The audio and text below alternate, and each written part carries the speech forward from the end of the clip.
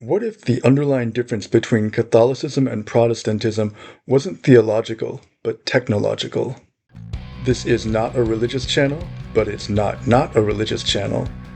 My take is that the Catholic Church is like a business that refused to adapt to new technology, so instead they sought out a new customer base who was still marketable with their old-fashioned technology. Catholicism was a religion designed for dissemination to a largely illiterate world.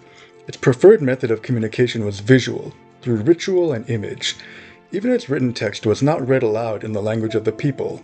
But as literacy rates improved, educated people started to question the Church's authoritarian control of information. There had been similar attempts before the Protestant Reformation, but those efforts had failed to gain traction because the Church could suppress the movements faster than their ideas could spread. In the 14th century, John Wycliffe was a proponent of a vernacular translation of the Bible into English. But before the printing press, and with the Church hostile to the very idea of laymen reading the Bible for themselves, it couldn't go any further. After his death, the Church declared Wycliffe a heretic, banned his writings, and, just to be complete degenerates, desecrated his remains. After the invention of the printing press, however, Martin Luther was able to rapidly distribute his ideas and translate the Bible into German. Luther's political connections prevented the Church from killing him as they had done to previous would-be reformers. So for the first time, the Church found itself unable to squash dissent or criticism.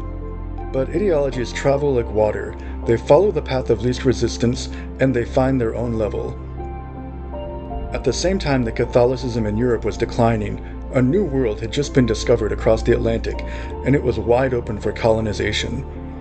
In the decades after the conquest of the Aztec Empire, Catholic missionaries had made little progress in converting the natives until the Lady of Guadalupe appeared.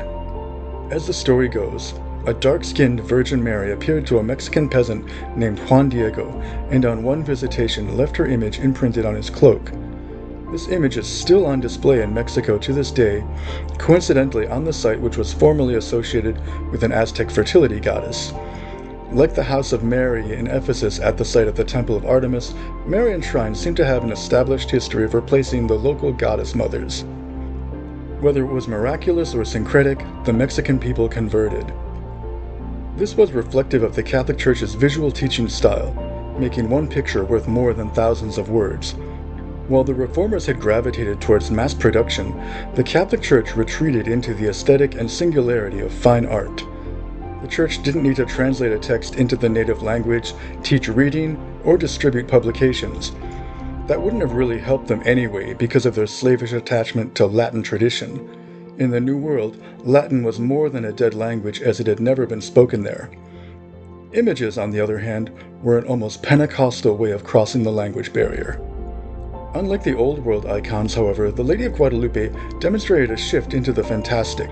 It was supposedly the product of a miracle, functioning as both a sacred relic and an art object. It was also indicative of the Church's push toward dogmatic narratives that had little Christological or theological significance. Marian dogmas in particular seemed to lose the plot of Christianity. The Church had already started to drift into the peculiar visual medium of crying statues and flying saints, but these types of signs and wonders were more performance than message. When you stop to think about it, it's not really clear what the purpose of a divine painting would be. These weren't practical miracles like feeding multitudes or healing the sick.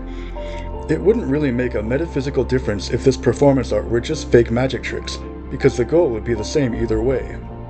The Counter-Reformation was also counter-technology, and the Catholic Church would continue to collide with new scientific inventions, like the telescope.